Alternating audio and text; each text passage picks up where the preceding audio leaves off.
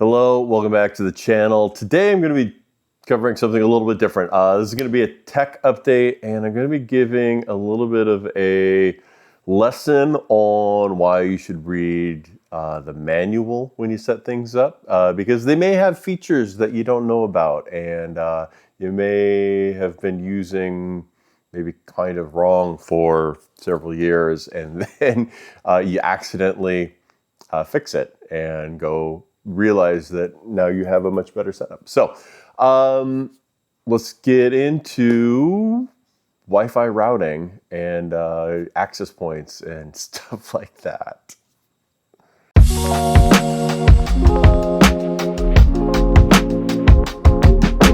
Okay, so I use TP-Link's Deco mesh system for Wi-Fi at this house. I've used this system since a little after we bought this house. And when we bought this house, we didn't actually live here. My in-laws lived here for the first couple of years. And I just wanted a simple mesh network that I could set up so the internet would work when I was here. And I'll just show you what they look like real quick. So right here in the front room next to my TV, I've just got my cable modem, and then right here I've got this is a router and an access point together, and then I've got two other access points just like this spread around the property. Initially I'd had one in the office. Okay, we're not going to show much of the office other than because it's a mess because I'm cat sitting right now. But in this broom closet where I've got an old Xbox, I also had another access point sitting in here. I moved it. That's part of the story that we'll get into here in a moment. And we will do a quick look through the office here and say hi to our house guest, Brody, and our other house guest, Lily. These are my daughter and her boyfriend's cats. They're visiting for a few months while she's away at college. And then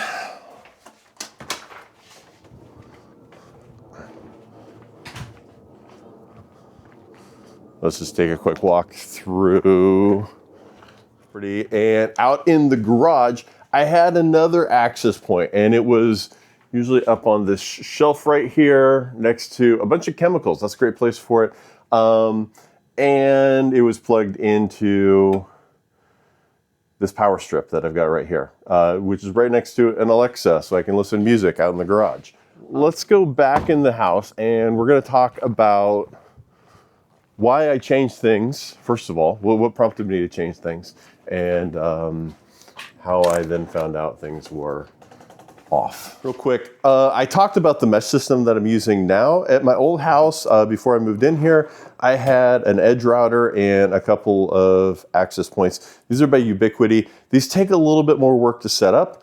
These access points require a wired connection, so I would actually run Ethernet cables from the router out throughout the house. Because of the way that I've got things set up here, running an Ethernet cable out to the garage wouldn't be great. This is an older house, and just running cables through here wasn't convenient. And I already had the mesh network set up here, so I didn't reset up the Ubiquiti setup when I got here because everything just worked. Except for it didn't always just work. Here's the thing.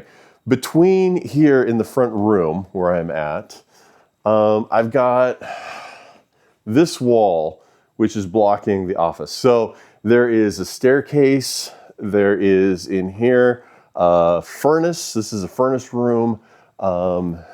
Between here, I got, look, there's a pantry, I got a refrigerator. There was a whole bunch of things in the way that were potentially blocking the signal from the router that I've got here in the living room to the mesh nodes in either the office or the garage. So yesterday I had this idea. I was like, you know what we'll do?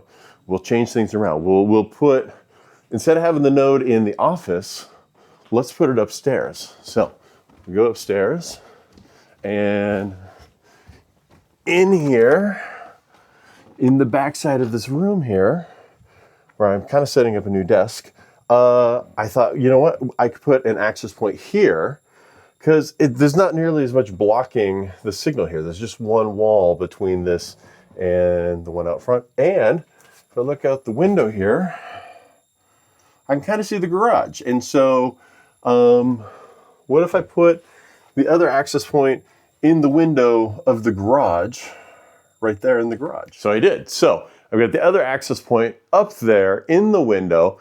There's not quite enough windowsill for the Wi-Fi access point to sit securely. So there is just a little bit of tape there just to make sure that it's super secure. We'll probably come up with something a little better for that eventually. But something interesting happened when I moved things around.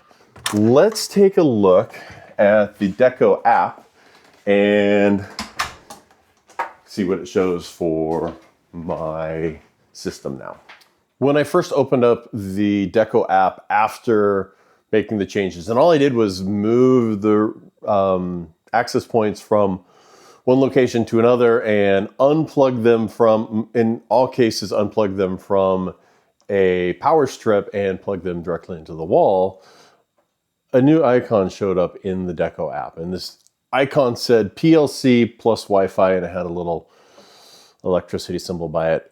And I didn't know what that meant, so I had to look it up. And what it means is that the Decos are now using my electrical grid in the house to do their backhaul. And what's backhaul? Backhaul is sort of the network connection that the access points use to talk to the main connection point. So a lot of access points will use, and what the mesh network was using before was just Wi-Fi, and it would connect to my phone or my computers via Wi-Fi, but it would also connect to the main access point via Wi-Fi. With PLC, it's actually using my power lines in the house as a wired network connection. Now, this wired network connection isn't as good as if I was using Cat network cable, but it's better than just Wi-Fi. All right, just to make things a little easier to see how they're going, I actually removed one of the Decos out of my list. So instead of 3, I've just got the 2. This is the main one. Everything's connected to this, and then this is out at the garage. And this little icon right here it represents that we're going over the power line. So if I switch it to this sort of list view, I can see the living room, I can see the garage, and then I can see PLC plus Wi-Fi, indicating that we are connected over the power line. So let's go out to the garage real quick and run a speed test, and we'll do it via PLC first, and then we'll also run a test. I'll force it to go over Wi-Fi, and we'll see how it performs then. Oh, and meanwhile, since we're on the way back to the garage, you notice the Ford Lightning is not here. That's because if you watch my last video, it has some problems. So it is currently at the dealer. It's getting fixed. There is a problem with the shifter, and it's back ordered for a really long time. So they've given me this loaner vehicle to use for, it's probably gonna be like a month. So I'm probably actually gonna do a review on this. It's the Mustang Mach-E in the next couple of days. So stick around, like and subscribe if you wanna see and learn more about the Mustang Mach-E. We're gonna do a little bit of a comparison between this, the Ford Lightning, as well as Tesla Model Y, which is a very similar vehicle. So we're in the garage. I've confirmed my Pixel's connected to the garage node, and we're just going to quickly run through a speed test now. So we're just going to run through a quick speed test now, and we'll see what the speed is. And this is the speed connected to wires, connected to the electrical outlet. And it's not great. It's not amazing. And again, this is not a great connection. We are pretty far out from the house here. And I generally don't get great upload downloads here. So this is not the best. Let's just test again. Let's just run a few tests and we'll see how it performs. So we're getting about 22 megabits down per second. I should be getting like 100 if I'm in at the house on the main connection, but this isn't bad. Honestly, it's absolutely sufficient for everything I'm doing. 36 milliseconds of latency. So 22, 23 megabits down, 18 up, and 36 milliseconds. Wait. Flip the camera around. So what I'm going to do, I'm going to connect this into a power outlet that runs through I'm going to connect this into a power strip, which will disconnect it from the power line settings, and when it comes back up, we'll run another speed test. Okay, actually a brief interlude before we run the next speed test, because I realized as I was editing this video together, I never actually explained what happened and how power strips matter and why this is a change. So the PLC connection, so power line connection feature on these Deco units requires that you're plugged directly into a wall outlet. If your connection is running through a power strip or some sort of surge protector, it breaks the ability for the Decos to use the power system as a network system. So I had inadvertently, I didn't even know this was a feature when I set these up, and this is where reading manual is probably important.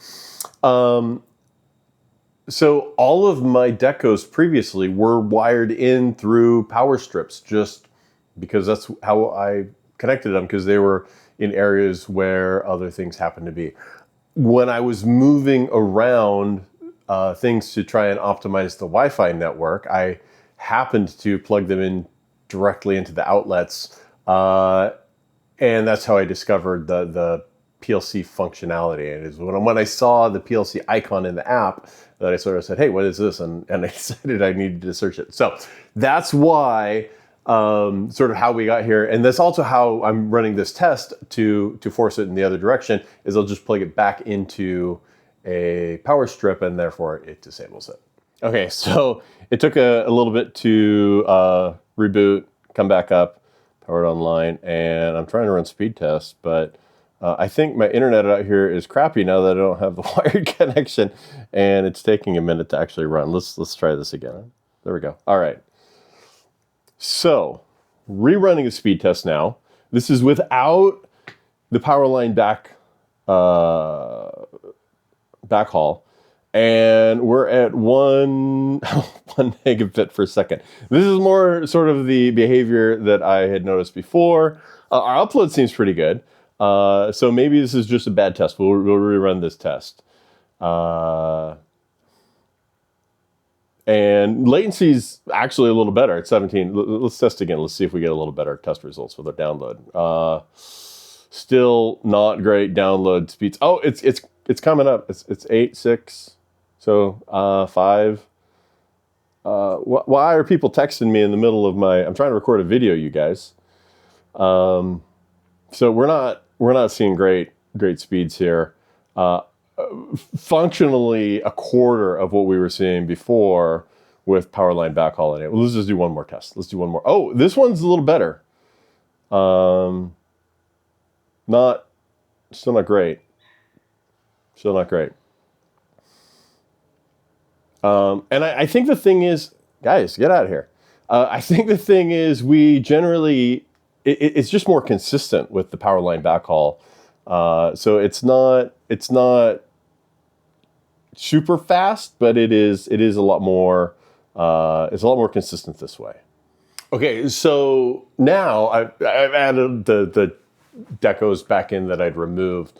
But after, realizing that these were actually working a little better than what I thought they were over the last couple of years, and that sort of these Deco units were a little bit more reliable in this space, I decided to solve the one last problem that I had with the internet at this place. And to do that, we're going to go on a tour. So we haven't spent too much time on this channel in my backyard, but I like my backyard. It's really nice. I've got this deck that I finished last year. I just posted a video on the lighting for it.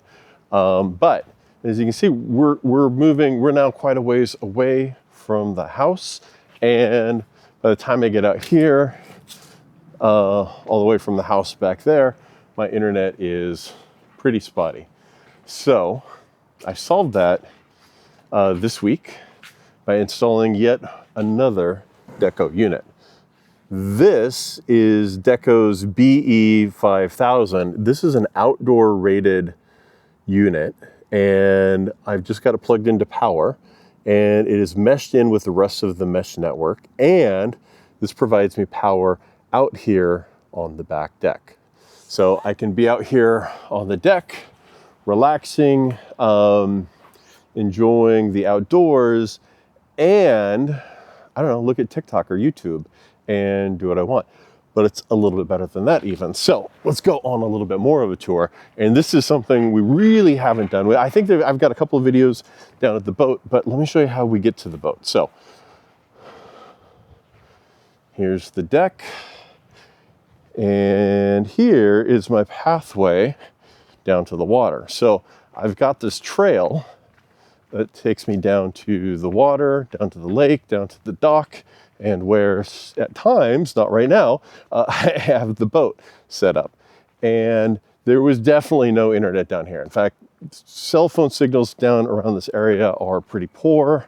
And so, you know, if I wanted to be down in this area, a lot of the time, there was just no internet at all. Now, as you can see, lake level has gotten really low, unfortunately low. There are ducks in the water, but we no longer have the boat in the water because the lake has just gotten way too low. In fact, this is really close to the lowest I've ever seen this, and definitely the lowest I've seen it this early in the year before. But let's forget about the lake for now. This is looking back up to my house, and I can't see the house at all. We're way too far away from the house. But I do have a Wi-Fi signal still. So I'm still connected to the Deco that I've got up there on the deck, and it's giving me internet coverage here. So now with the Deco in the garage, I've got coverage at the whole front side of the house. And with the Deco installed on the back of the deck, I've now got internet coverage all the way down here. So I've got full coverage of the entire property, so I can get internet anywhere I want, whereas before it wasn't great. Now, a little bit of a limitation on the BE-5000 unit. Deco stopped providing the connections over Powerline functionality a couple of years ago. I guess not that many people cared about it, so they stopped providing it. So that new unit doesn't provide it, but I think it's close enough to the main unit. It's got a pretty good direct line of sight that it doesn't seem to matter. I'm getting similar reliability and rates as I was getting from the other units. So I think we're okay there. I will say, so backhaul, setting up backhaul, setting up the your ability to send your connection when your phone or whatever device is connected over Wi-Fi, having that direct connection to your internet is always going to provide a better signal. Now, providing that with a Cat cable is going to provide a way better signal than what I'm getting with the power over the power line, or the connection over the power line. But using the power line connection is so much more convenient. Running Ethernet cable out to my garage, it would be nearly impossible without running some janky line overhead or digging a trench, and running something out to the deck would similarly be a big pain in the butt, and it's just not worth it. I don't need super fast internet out there. I don't need super low latency internet out there. I just need it to be a little bit more reliable. So plugging it in using the power connection feature that I didn't even know existed until I accidentally stumbled upon it this week, I think is going to make things much better. Provide overall internet usage around the property will be much higher and much better. So thanks for checking this out. I hope this was informative, if at all. If you have questions, let me know. I will leave one final thought.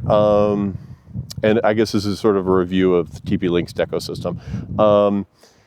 It's good, it's not great. I think from a consumer standpoint, I bought it because it was relatively cheap compared to some of the other mesh networks. It has function, it continues to function. It's very easy to use, but it doesn't have very advanced features. So if I go back and I looked at like the sort of things I could do with the edge router, if I wanted to have more configurations, I would set that up and utilize that.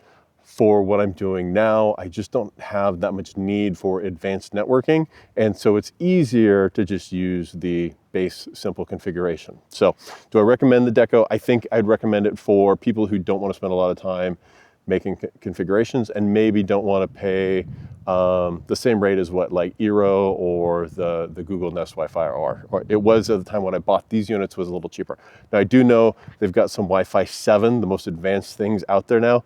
They were very expensive for a set of 3, was somewhere around like $500. So I don't know if they're necessarily the cheapest anymore, and maybe those have more feature rich. But I'm not going to spend the money to review those when what I've got here is now working very well. So again, thanks for checking it out. If you like this, like and subscribe. We'll have some more stuff coming up soon. I'm going to be doing the review of the Mach-E in the next couple of days. I've already got a bunch of the stuff recorded for that. And we're also going to be, I've got some updates on the trucks, both the Ram and the Lightning. We'll post some videos on both of those coming up soon. So thanks for checking it out. We'll see you again soon.